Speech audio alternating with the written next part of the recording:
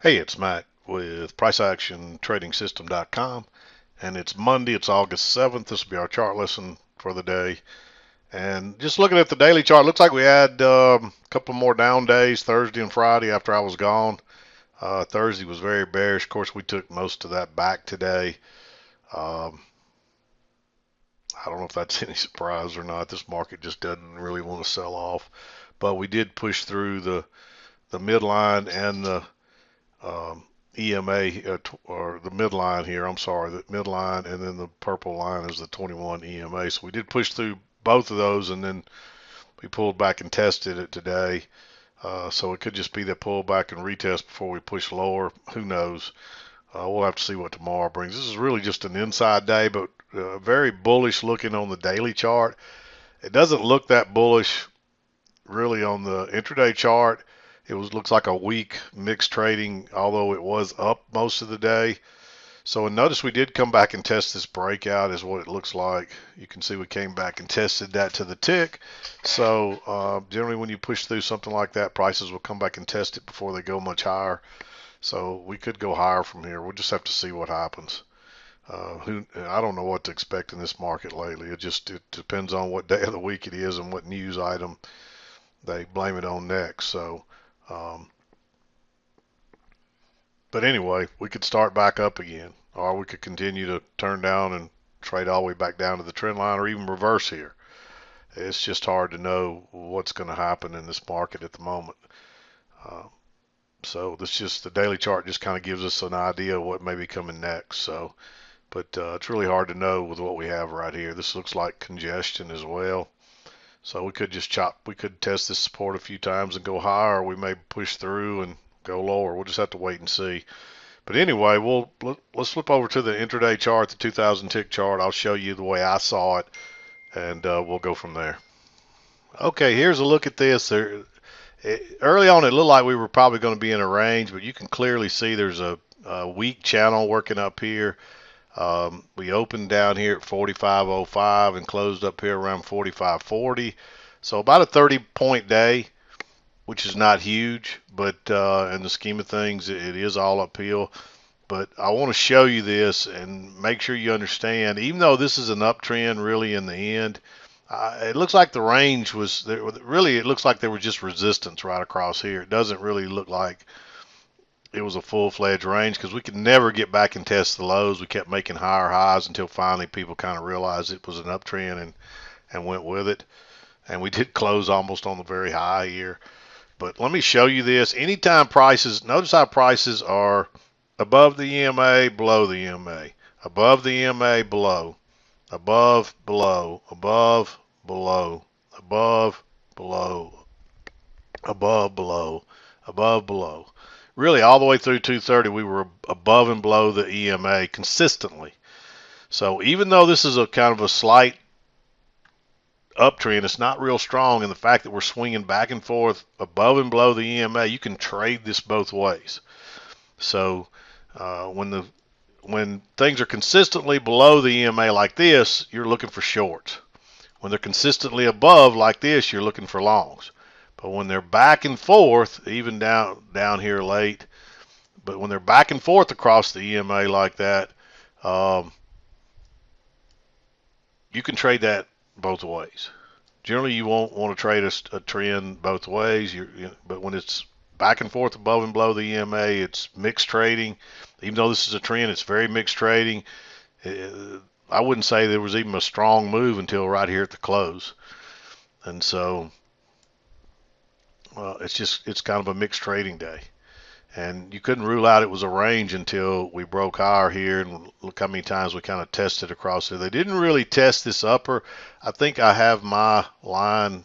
That's where I started off with it, but I think the right here was probably where the original line might have been, and you can see it does pretty well fit with a midline like that. And you can see we came back and tested that multiple times, so it doesn't matter really how you drew it. When you get this many tests across here like that, um, and you can tell we're in this range, you can trade that like a range, which is really how you're trading that. So just keep that in mind. But you had to be real patient today because I didn't see anything from 7 o'clock. 7 o'clock on here. There's one possible green. There's a second entry long here. And notice how we're making a higher high and higher low each time until you get that second entry. And it did test this upper side a couple of times. You're looking for prices. Prices have already had a break in a new high, but a lot of times you'll get that second leg up. And so it's very possible we're going to make another leg if prices break higher. And you see we basically made almost a perfect measure, 2 legs up. And then it turns down. Unfortunately, you don't really get a chance to go short. Maybe you call that a lower high, but you can't rule out we're back in that range again, so I'm not crazy about that. We get a break, move to a new low. We rally out of there. Really, we make a double bottom. We don't quite make a new low, so I don't like going long there. Here you get a lower high, but it looks congested. It's right into the EMA. Again, I don't think you want to go long down here like that, and you get a reversal type pattern here, but it's underneath the EMA, so that doesn't set up right.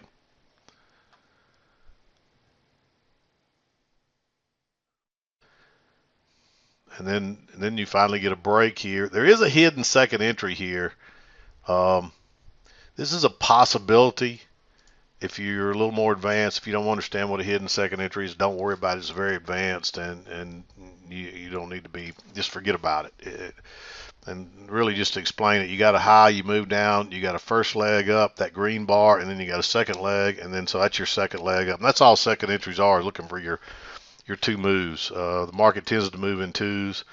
And if you went to a slightly smaller chart, you'd probably clearly see a second entry and 2 separate legs there. But that's more advanced, and for most of you, you don't need to be fooling with that. Just concentrate on the basics and know that's not an entry there. I'll mark it green for those that are a little more advanced. And here, prices kept trying to go lower, and finally you get you got a triple test here, but not a good enough signal bar. But then you get another test right here with a very nice bar, and it makes a perfect double bottom. I like going long right there just to try to ride it back up again. I didn't really expect that it would break higher like that, but it did. It's tempting to go short here, and that is a first entry, second entry short, but I just don't trust going short right into that strong support because it could bounce and go higher again. And you wouldn't have the trend, you wouldn't really have this trend yet if you did it. I mean, I drew it off these 2 lows here first, and really you could almost start it from back here, like right along here or so.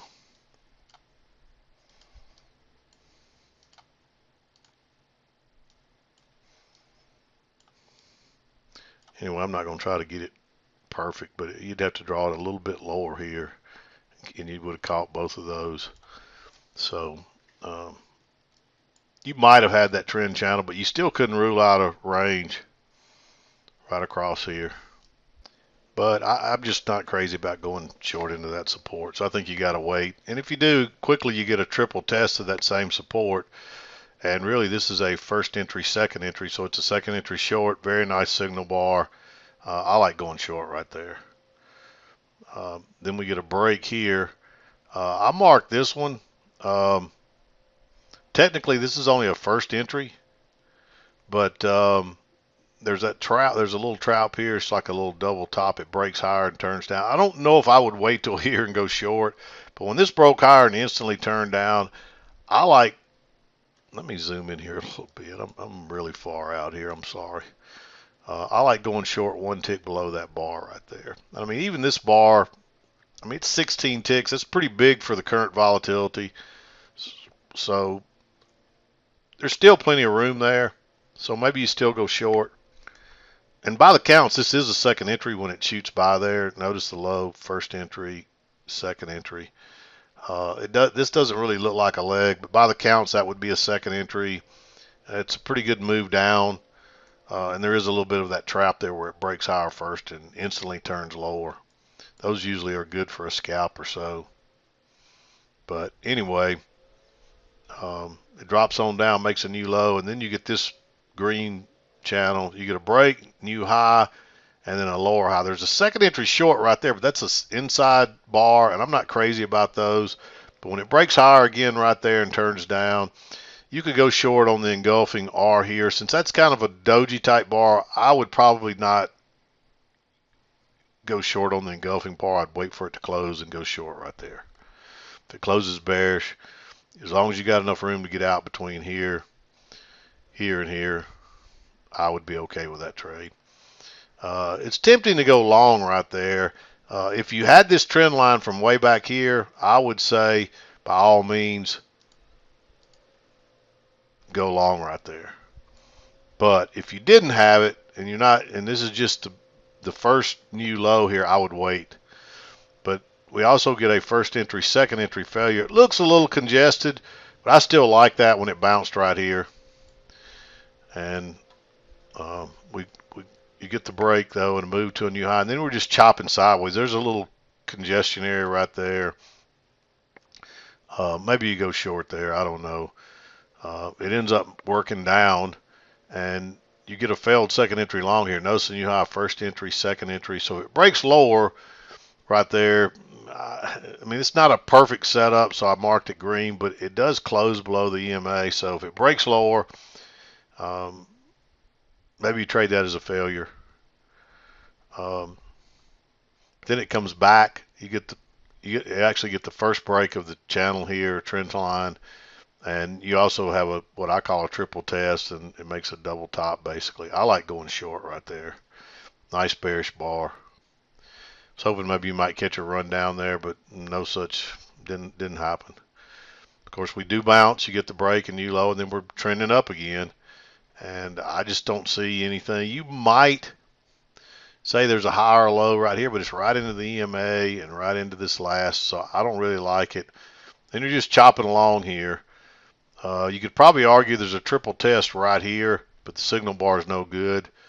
But then you get another one right here, another test, and you get a pretty good signal bar, and that's also two legs back down into that test. So I like going long there. There's a higher low here, but there's not enough room to get out here, so you can't take that one. Then it comes back and gives you another test and a good signal bar, and it actually breaks a little bit lower before it turns up. So as long as you got room to get out, take that one. But there's a good chance they trapped everybody low here and they'll take it higher, and that's exactly what happens.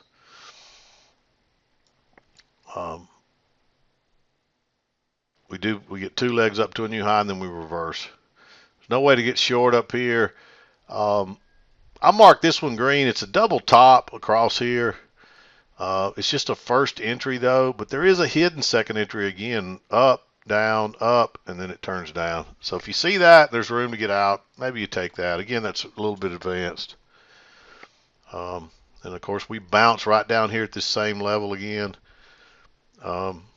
That is a second entry long, but I mean, you may take that one. You can see it went a little lower. It actually makes a double bottom there, and maybe you do adjust this down some, and it may still fits in there. So maybe you take that one. I didn't mark it. I wasn't crazy about it after this failed break out of the channel or out of the range, because you still could be playing the range here as well. Turns out to be a great move, but you just don't know that in advance, and so you got to play the odds, and it's just not great odds. But this thing shoots straight up. You get a break. First entry. There's a second entry long here, but it's too congested. It's an inside bar. It actually comes back again, but too much stem here. And notice it breaks higher and fails. And you actually get a failure here. I did not mark this because there's a triple 3-bar matching low there. If it breaks lower, you probably get a scalp, but there's also a chance it could break lower, hit that midline, and turn up. And you see it does end up turning up. It goes enough to give you a scalp, but you just can't risk that late in the day. So I did not mark it, and I don't think it's worth taking. So not a great trading day. Even though on the daily chart it looks very bullish, it doesn't play that way all day. It plays very mixed. We're consistently making higher lows and higher highs, which is an uptrend, but it's a very mixed uptrend. There's a lot of resistance right here that we had to overcome before it finally went higher. And so there's not a lot of setups here, especially early on. There's some good movement here in both directions, but there just weren't any good setups. If your chart looked a little different, maybe they were there, but certainly not on my chart. So just kind of an average trading day. I mean, there's enough here. but you had to sit tight for a little while till after 9 o'clock before you really got some trades. But then really between 9 and 11 there were multiple trades there before lunchtime, so you still could be done before lunch today if you hung around. So, but anyway, that's how I saw it. Maybe tomorrow something will change and it'll be a little better trading day. I don't know how Thursday and Friday. I mean, I just saw the daily chart. I didn't really go look at the intraday chart, so I don't know how they played out that day. Hopefully Friday was a good trading day with all that selling. If you could catch that, yeah, I know it was a big steep sell-off, so I mean we can look at that right here. I mean if you could catch one of these sell-offs here, especially early on, and I do see a second entry right there. Looks like they're, let's just look at it. Second entry there, second entry there with the trend. Another second entry right there. Another one right there. Oh yeah, should have been a nice trading day. Oh well, maybe hopefully some of you took advantage of that. I see some good trades there, good setups. But there it is for today. We'll see what tomorrow brings. The daily chart's kind of confusing with what we have so far. There's just not enough information there to know if we're going higher or lower. We could go either way. But after a big sell-off like that, it's no surprise that they tried to take most of it back. They continually do that in this market lately. So, but anyway, I'm back. I'm a little behind. It's going to take me a day or two to catch up, but I'll get caught up here in a day or so. Just bear with me and be patient. But anyway, this is Mac with PriceActionTradingSystem.com, and we'll see you next time.